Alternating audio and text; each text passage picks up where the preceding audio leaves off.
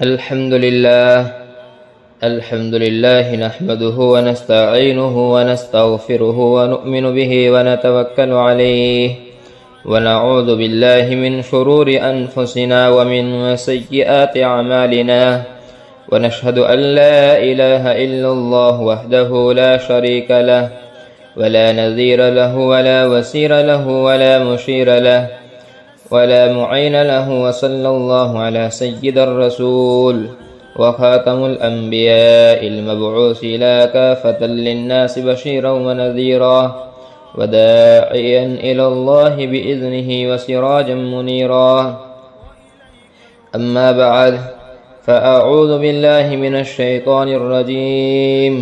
بسم الله الرحمن الرحيم. اتل ما أوحي إليك من الكتاب وأقم الصلاة إن الصلاة تنهى عن الفحشاء والمنكر ولذكر الله أكبر والله يعلم ما تصنعون. وقال النبي صلى الله عليه وسلم إن الله يرفع بهذا الكتاب أقواما ويضع به آخرين. اللهم صل على سيدنا محمد وعلى آل سيدنا محمد وبارك وسلم. اللهم صل على سيدنا محمد وعلى آل سيدنا محمد وبارك وسلم. اللهم صل على سيدنا محمد وعلى آل سيدنا محمد وبارك وسلم. میرے محترم بزرگوں اور دوستو، آج میں اس مبارک محفل میں قرآن کریم کی عظمت، قرآن کریم کی فضیلت، قرآن کریم کے حقوق کے سلسلے میں چند باتیں عرض کرنے کی کوشش کروں گا. میرے محترم بزرگوں اور دوستو، ایک مسلمان پر قرآن کریم کے کئی حق ہے کہ سب سے پہلا حق اس پر ایمان لانا کہ اللہ رب العزت کی طرف سے بھیجی ہوئی کتاب ہے جو قیامت تک باقی رہے گی، اس میں ذرہ برابر بھی کوئی رد و بدل نہیں کر سکتا. دوسرا حق اس کی تلاوت کرنا. تیسرا حق اس کے احکام پر عمل کرنا. میرے بھائیوں، بزرگوں اور دوستو، قرآن کریم کے معنی آتے ہیں پڑھی جانے والی کتاب. قرآن کے معنی جس کو سب سے زیادہ پڑھا جائے. قرآن کریم وہ مقدس کتاب ہے جس کو اس دنیا میں جتنا پڑھا جاتا ہے پوری دنیا میں اس سے زیادہ کوئی اور کتاب نہیں پڑھی جاتی. یہ قرآن کریم دن میں بھی پڑھا جاتا ہے اور رات میں بھی پڑھا جاتا ہے. یہ قرآن کریم صبح میں کو بھی پڑھا جاتا ہے اور شام کو بھی پڑھا جاتا ہے. یہ قرآن کریم مکان بھی پڑھا جاتا ہے اور دکان میں بھی پڑھا جاتا ہے. یہ قرآن کریم کھیت و خلیان بھی پڑھا جاتا ہے اور میدانوں میں بھی پڑھا جاتا ہے. اس قرآن کریم کو بڑے بھی پڑھتے ہیں اور چھوٹے بھی پڑھتے ہیں. اس قرآن کریم کو بچے بھی پڑھتے ہیں اور بوڑھے بھی پڑھتے ہیں. یہ قرآن کریم مرد بھی پڑھتے ہیں اور عورتیں بھی پڑھتی ہیں. یہ قرآن کریم رمضان المبارک میں بھی پڑھا جاتا ہے اور غیر رمضان میں بھی پڑھا جاتا ہے. یہ قرآن کریم مدرسوں میں بھی پڑھا جاتا ہے اور اسکولوں کالجوں میں بھی پڑھا جاتا ہے. یہ قرآن کریم مسجد میں بھی پڑھا جاتا ہے اور بازاروں میں بھی پڑھا جاتا ہے. غرض یہ قرآن کریم جتنا پڑھا جاتا ہے دنیا میں کوئی اور کتاب اتنی نہیں پڑھی جاتی، اس لیے کہ قرآن کے معنی ہی آتے ہیں سب سے زیادہ پڑھی جانے والی کتاب. یہ قرآن کریم کوئی ایسی قانون کی کتاب نہیں ہے کہ اس کی جب ضرورت پڑی وکیلوں کی طرح اس کو اٹھایا جائے اور پھر دیکھ کر الماری میں سجا کر رکھ دیا جائے، بلکہ وہ مقدس کتاب ہے کہ جس کو پڑھنا بھی ثواب ہے، جس کو پڑھانا بھی ثواب ہے، جس کو سننا بھی ثواب ہے، جس کو سنانا بھی ثواب ہے، جس کو سمجھنا بھی ثواب ہے، جس کو سمجھانا بھی ثواب ہے. کہ جس پر عمل کرنا سب سے بڑا ثواب ہے۔ جو قرآن کریم پڑھتا ہے اس کو محبت سے دیکھنا بھی ثواب ہے، اور جو قرآن کریم پڑھاتا ہے اس کو محبت سے دیکھنا بھی ثواب ہے۔ جہاں قرآن کریم پڑھا جاتا ہے اس کو محبت سے دیکھنا بھی ثواب ہے۔ قرآن کریم کہتا ہے، اے دنیا کے لوگوں، اگر مجھ کو سنوار کر پڑھو گے تو قاری بن جاؤ گے، اگر مجھ کو سمجھ کر پڑھو گے تو عالم بن جاؤ گے، اگر مجھ کو یاد کرو گے تو حافظ بن جاؤ گے، اگر میرے مطابق فیصلے کرو گے تو قاضی بن جاؤ گے، اگر مجھ میں چھپے ہوئے مسائل کو نکالو گے تو فقیہ بن جاؤ گے، اگر مجھے حدیث کی روشنی میں سمجھو گے تو محدث بن جاؤ گے، اگر میرے احکام کو لوگوں تک پہنچاؤ گے تو مبلغ بن جاؤ گے، اگر لوگوں کے سامنے میری آیتوں کی وضاحت کرو گے تو مفسر بن جاؤ گے، اگر میرے بتلائے ہوئے احکام پر عمل کرو گے تو ولی بن جاؤ گے۔ میرے محترم بزرگوں اور دوستو، جس طرح اللہ رب العزت کی ذات لا فانی ہے، اسی طرح یہ قرآن کریم بھی لا فانی ہے۔ جس طرح اللہ رب العزت کی ذات ہمیشہ سے ہے اور ہمیشہ رہے گی، اسی طرح اللہ کا کلام بھی ہمیشہ رہے گا۔ جو اس کلام کو اپنے سینے میں بسا لے گا وہ بھی ہمیشہ کے لیے محفوظ و مامون ہو جائے گا۔ کہ حدیث شریف میں آتا ہے کہ جو شخص قرآن کریم کو یاد کر لیتا ہے اور اس کے احکام کے مطابق زندگی گزارتا ہے تو مرنے کے بعد قبر میں اس کی نعش کبھی نہیں سڑتی اور نہ ہی اس کو قبر کا عذاب ہوتا ہے، بلکہ اس حافظ کی برکت سے اللہ رب العزت آس پاس 7 قبر والوں سے بھی اپنا عذاب اٹھا لیا کرتے ہیں۔ یہاں تک کہ اگر حافظ کے والدین مشرک اور کافر ہو تو بھی اس حافظ کی برکت سے اس کے والدین کی قبر کے عذاب کو ہلکا کر دیا کرتے ہیں، اور اگر والدین مسلمان ہو مگر اپنے گناہوں کی وجہ سے قبر کے عذاب میں مبتلا ہو، ان کے بچوں کا قرآن کریم پڑھنے کی برکت سے ان کے عذاب کو بھی اٹھا لیا کرتے ہیں۔ کتابوں میں لکھا ہے کہ گناہگار آدمی تھا، جب اس کے مرنے کا وقت قریب آیا تو اس نے اپنی بیوی کو وصیت کی۔ وہ اس وقت امید سے تھی کہ جو بچہ پیدا ہوگا اس کو حافظ قرآن بنانا ہے، یہ کہہ کر دنیا سے رخصت ہو گیا۔ کچھ دن بعد جب بچہ پیدا ہوا اور وہ بڑا ہو گیا تو اس کی والدہ نے اس کو لے کر ایک مکتب میں گئی۔ چنانچہ اس کے استاد صاحب نے جب اس بچے کو توتلی زبان سے بسم اللہ الرحمن الرحیم کہلوایا تو فوراً اللہ رب العزت کی رحمت جوش میں آ گئی۔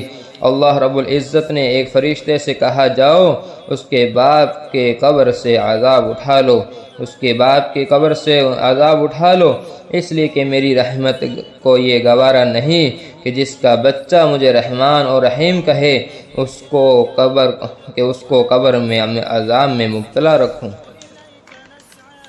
میرے بھائیو، بزرگ دوستو، قرآن کریم وہ مقدس کتاب ہے کہ اللہ رب العزت نے کائنات بنانے سے پہلے جب قرآن کریم کی چند آیتوں کی تلاوت فرمائی تو عرش اٹھانے والے فرشتے بھی جھوم اٹھے اور کہنے لگے، خوش قسمت ہے وہ امت جس امت میں قرآن کریم اتارا جائے گا، خوش قسمت ہے وہ زبانیں جو اس قرآن کریم کو پڑھے گی، خوش قسمت ہے وہ آنکھیں جو اس قرآن کریم کو دیکھے گی، خوش قسمت ہے وہ ہاتھ جو اس قرآن کریم کو چھوئیں گے، خوش قسمت ہے وہ ہونٹ جو اس قرآن کریم کو چومیں گے، خوش قسمت ہے وہ سینہ جن میں یہ قرآن کریم محفوظ رکھا جائے گا، خوش قسمت ہے وہ والدین جن کی اولادیں اس قرآن کریم کو پڑھے گی۔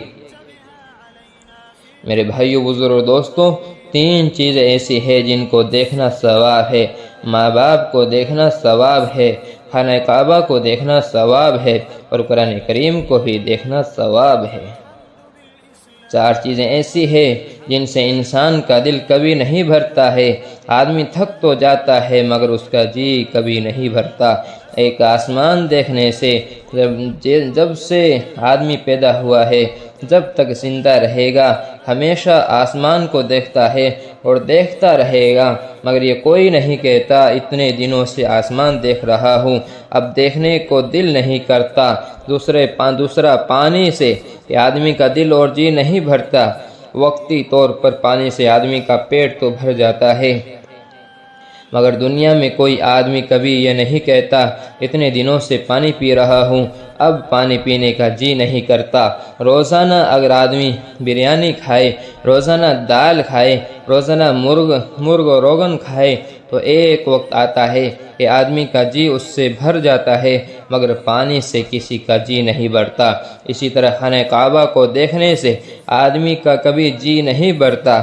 ایک مرتبہ دیکھیے، 2 مرتبہ دیکھیے، بار بار دیکھیے، مگر اس کو دیکھنے سے آدمی کا کبھی دل اور جی نہیں بھرتا۔ اسی طرح قرآن کریم پڑھنے سے آدمی کا دل اور جی نہیں بھرتا ہے۔ دنیا کی کوئی اور کتاب ہو، چاہے جتنی اچھی ہو، 1 مرتبہ پڑھیے، 2 مرتبہ پڑھیے، بار بار پڑھیے، اس سے طبیعت میں اکتاہٹ ہونے لگتی ہے، مگر قرآن کریم ایسی کتاب ہے جس کو پڑھتے پڑھتے آدمی وقتی طور پر تھک جاتا ہے، مگر اس کو پڑھنے سے آدمی کا دل کبھی نہیں بھرتا۔ قرآن کریم ایسی مقدس کتاب ہے کہ جس کو جتنے لہجے میں، جس کو جتنے انداز سے پڑھا جاتا ہے، دنیا کی کوئی اور کتاب اتنے لہجے اور اتنے انداز سے نہیں پڑھی گئی، نہ قیامت تک پڑھی جائے گی۔ حضرت امام نافع مدنی رحمۃ اللہ علیہ ایک بہت بڑے قاری گزرے ہیں، ان کے منہ سے اتنی اچھی خوشبو آتی تھی کہ اتنی اچھی خوشبو مشک اور عنبر سے کیا آتی ہوگی، کہ کسی نے کہا کہ آپ اپنے منہ میں کون سی خوشبو رکھتے ہیں؟ ایسی اچھی خوشبو نہ ہم نے آج تک کبھی سونگھی ہے اور نہ آج تک اس کا تذکرہ سنا۔ تو آپ نے فرمایا کہ واللہ میں اپنے منہ میں کوئی خوشبو نہیں رکھتا۔ جب لوگوں نے بار بار اصرار کیا کہ نہیں، کوئی بات ضرور ہے کہ آپ کے منہ سے ایسی خوشبو آتی ہے، تو حضرت نے فرمایا کہ ایک رات حضور صلی اللہ علیہ وسلم کی خواب میں زیارت ہوئی تو آپ صلی اللہ علیہ وسلم نے فرمایا کہ نافع، تم اتنا اچھا قرآن کریم پڑھتے ہو، تم اتنے شوق سے قرآن کریم پڑھتے ہو، طبیعت چاہ رہی ہے کہ میں تمہارے ہونٹوں کو چوم لوں۔ چنانچہ آقا صلی اللہ علیہ وسلم نے میرے ہونٹوں کو چوم لیا۔ جب سے آقا صلی اللہ علیہ وسلم نے میرے ہونٹوں کو چوما ہے، اسی وقت سے میرے لبوں سے یہ خوشبو آ رہی ہے۔ میرے بھائیوں، آپ اندازہ کیجئے کہ اللہ رب العزت کے نزدیک اس شخص کا کیا مقام اور مرتبہ ہوگا جو قرآن کریم کی روزانہ تلاوت کرتا ہے اور جو اس کو خوب سنوار کر پڑھنے کی کوشش کرتا ہے۔ کتابوں میں لکھا ہے پوری کائنات میں جتنی مخلوق ہے ان میں سے کسی بھی مخلوق کو اللہ رب العزت نے قرآن کریم پڑھنے کا ثواب نہیں عطا کیا، یہاں تک کہ فرشتے بھی قرآن کریم نہیں پڑھ سکتے سوائے جبرائیل علیہ السلام کے۔ اگر قرآن کریم پڑھنے کا کسی مخلوق کو شرف اور عزت حاصل ہے وہ انسان اور جنات کو ہے۔ پوری دنیا میں 2 ہی ایسی مخلوق ہے جو قرآن کریم کی تلاوت کر سکتے ہیں، باقی ساری مخلوق اس نعمت سے محروم ہے۔ لہذا جب کوئی بندہ تلاوت کرنے بیٹھتا ہے تو فرشتے اس کی تلاوت سننے کے لیے آسمانوں سے اتر آتے ہیں۔ زمین سے لے کر آسمان تک فرشتوں کا ایک تانتا بندھ جاتا ہے۔ وہ فرشتے اس کی تلاوت کے سننے کے لیے اس کو چاروں طرف سے گھیر لیتے ہیں اور اس تلاوت کرنے والے بندے کے اتنا قریب ہو جاتے ہیں کہ اس کے لبوں اور ہونٹوں کو چوم لیتے ہیں کہ اس کے منہ سے اللہ رب العزت کا کلام ادا ہو رہا ہے۔ قرآن کریم کی تلاوت کرنے والا اللہ رب العزت اس کے فرشتوں کی نظر میں ایسے چمکتا ہے جیسے زمین والوں کے نظر میں آسمان کے ستارے چمکتے ہیں، اور وہ گھر بھی آسمان والوں کے نظر میں ایسے چمکتا ہے جیسے زمین والوں کی نظر میں ستارے چمکتے ہیں۔ پھر وہ سینے کتنے چمکدار ہوں گے جن سینوں میں یہ قرآن کریم موجود ہے۔ جس گھر میں قرآن کریم کی تلاوت ہوتی ہے اس گھر کی چھت پر فرشتے آ کر رحمت کے جھنڈے گاڑتے ہیں۔ ایک صحابی رضی اللہ عنہ رات کے وقت تہجد میں تلاوت کر رہے تھے۔ جب ذرا تیز آواز میں تلاوت کرتے تو قریب میں ان کا بندھا گھوڑا کو کودنے لگتا۔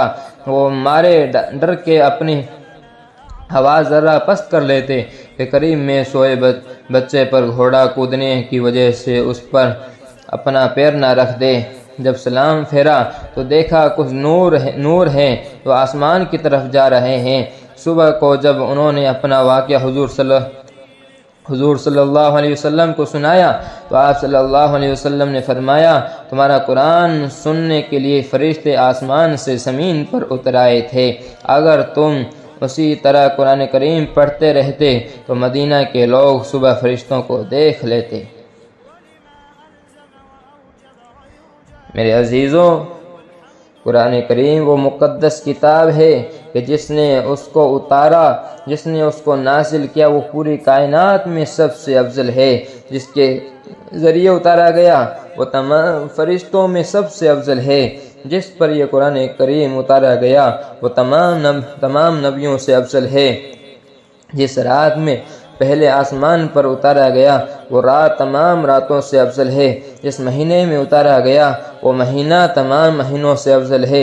جس سرزمین پر اتارا گیا وہ زمین تمام زمینوں سے افضل ہے۔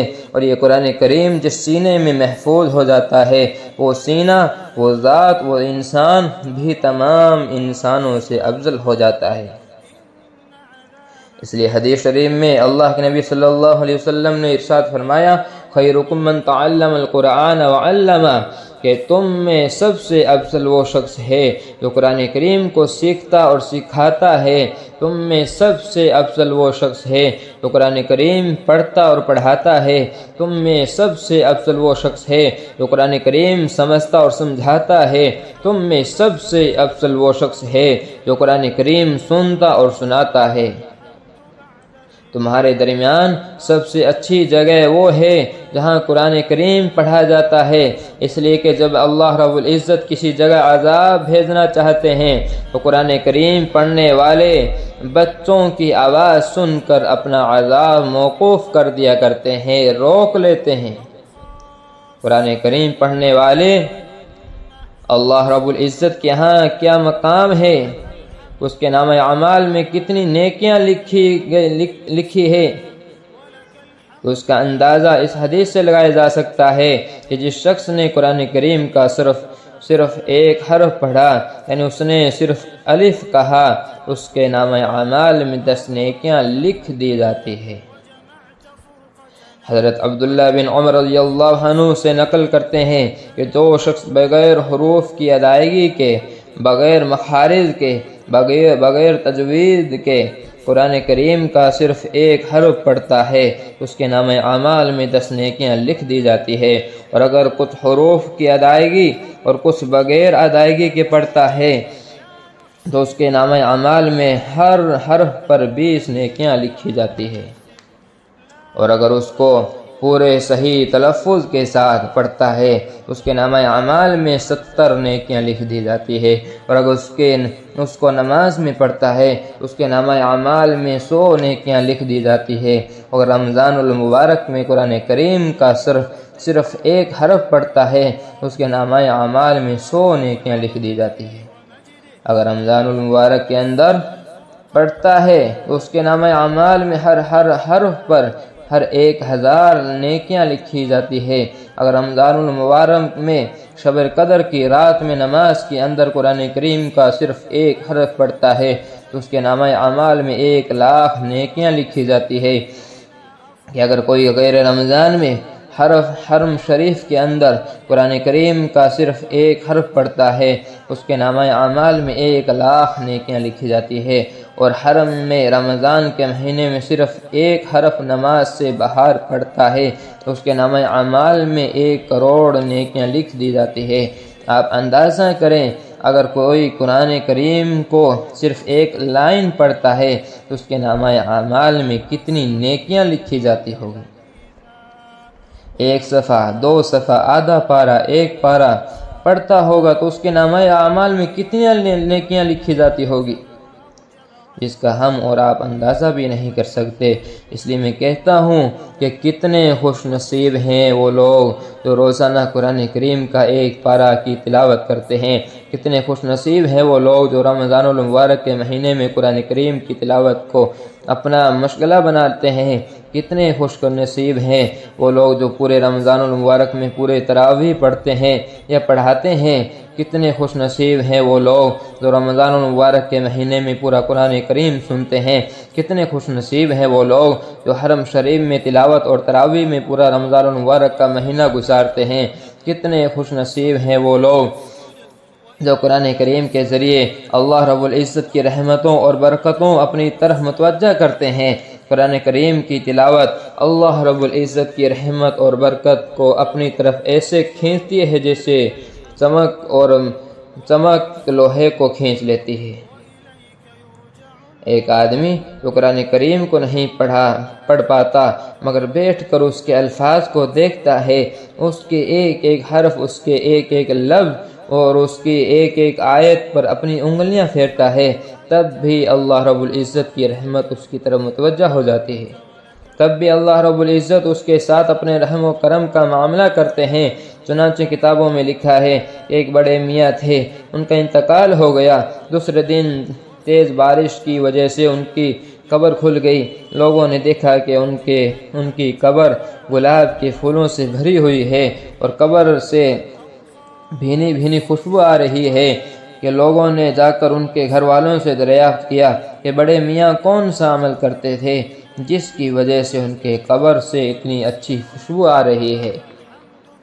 تو ان کی اہلیہ محترمہ نے بتایا کہ ان کا کوئی خاص عمل نہیں تھا اور نہ ہی وہ پڑھے لکھے آدمی تھے، البتہ وہ قرآن کریم سے بہت محبت کرتے تھے۔ قرآن کریم پڑھ تو نہیں سکتے مگر قرآن کریم کھول کر اکثر وہ آیت پر انگلی رکھ کر یہ کہا کرتے تھے، اے اللہ آپ نے یہ بھی سچ کہا ہے، اے اللہ آپ نے یہ بھی سچ کہا ہے۔ میرے دوستو، ان کی یہ ادا اللہ رب العزت کو اتنی پسند آئی کہ ان کے مرتے ہی اللہ رب العزت نے ان کی قبر کو گلاب کے پھولوں اور خوشبوؤں سے بھر دیا، اور کل قیامت کے دن اللہ رب العزت کے یہاں ان کا جو مقام ہوگا جس کو ہم اور آپ سوچ بھی نہیں سکتے۔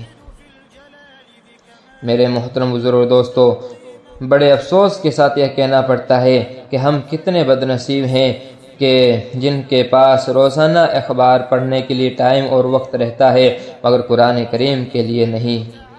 کتنے بد نصیب ہیں وہ لوگ جن کے پاس گھنٹوں موبائل اور الٹی سیدھی چیزیں دیکھنے کے لیے وقت رہتا ہے مگر قرآن کریم کے لیے نہیں ہے۔ کتنے بد نصیب ہے وہ گھر جہاں گھنٹوں ٹی وی دیکھنے کے لیے وقت رہتا ہے مگر قرآن کریم کے لیے نہیں۔ کتنے بد نصیب ہے وہ گھر جہاں روزانہ فرش کی صاف صفائی کی جاتی ہے، جہاں روزانہ ٹی وی اسکرین صاف کیا جاتا ہے مگر قرآن کریم کی کوئی توجہ دیکھنے والے نہیں ہیں۔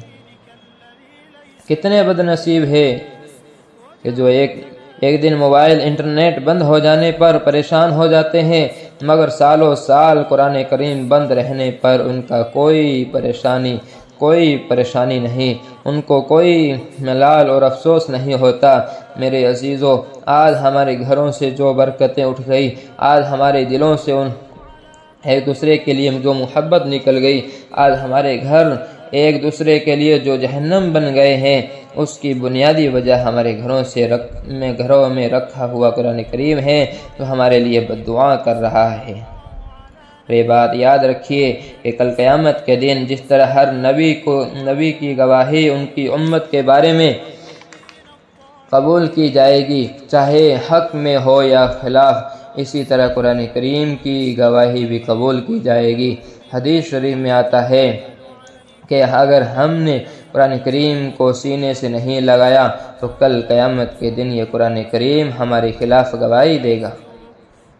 میرے محترم بزرگ دوستو، تو کون ہوگا جو جہنم سے بچائے گا؟ وہ کون ہوگا جو ہم کو جنت میں لے جائے گا؟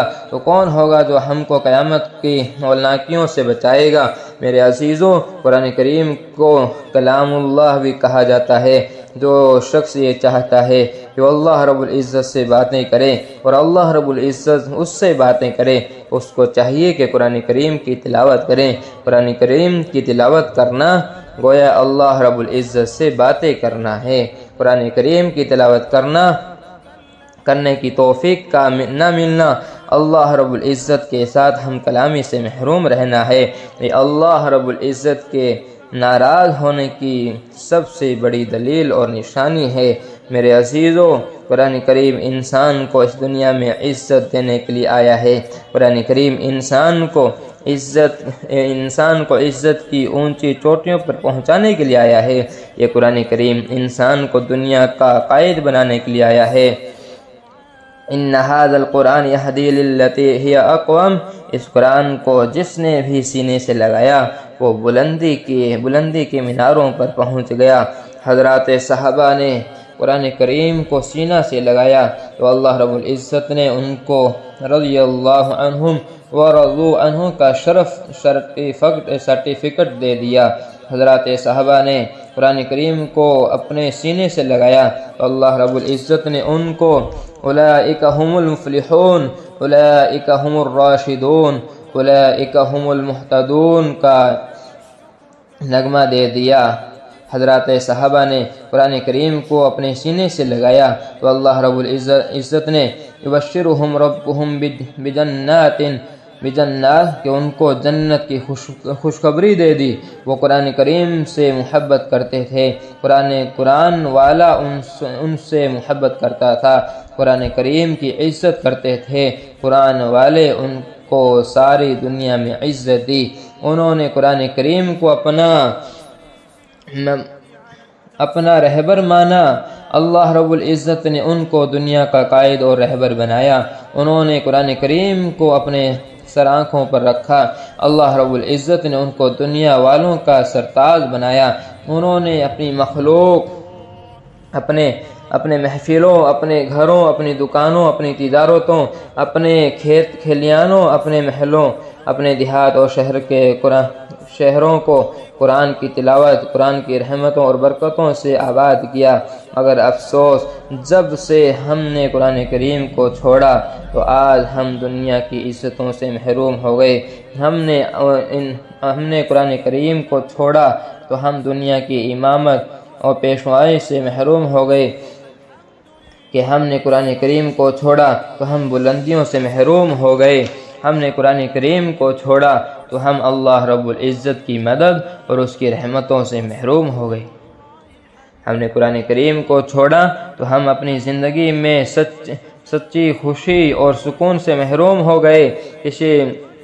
یہی مفہوم ہے کہ حدیث شریف کا جو ہم نے خطبہ کے شروع میں پڑھی تھی، ان اللہ یرفع بہذا الکتاب اقوام ویضع بہ آخرین۔ مسلمانوں، اگر ہم دنیا میں پھر سے عزت اور عظمت چاہتے ہیں، اگر ہم دنیا میں پھر سے امامت چاہتے ہیں، اگر دنیا میں پھر سے خدا کی حمایت اور نصرت چاہتے ہیں، اگر دنیا میں پھر سے اسلامی حکومت اور سلطنت چاہتے ہیں، اگر ہم دنیا میں پھر سے اقوام عالم کے تاج و تخت چاہتے ہیں تو ہم کو پھر سے قرآن کریم کی طرف واپس لوٹنا پڑے گا، ورنہ ہم دنیا میں اس لیے مارے جائیں گے کہ ہم مسلمان ہیں، اور آخرت میں ہم اس لیے مارے جائیں گے کہ ہم مسلمان نہیں تھے۔ اس لیے بھائیو، بزرگوں، دوستوں، قرآن کریم کو جتنا ہو سکے زیادہ سے زیادہ قرآن کریم کی تلاوت کی جائے، قرآن کریم سے محبت کی جائے۔ اس لیے بھائیو، بزرگ، دوستوں، اللہ رب العزت ہم سب کو انہی چند باتوں پر عمل کرنے کی توفیق عطا فرمائے۔ وما علینا الا البلاغ۔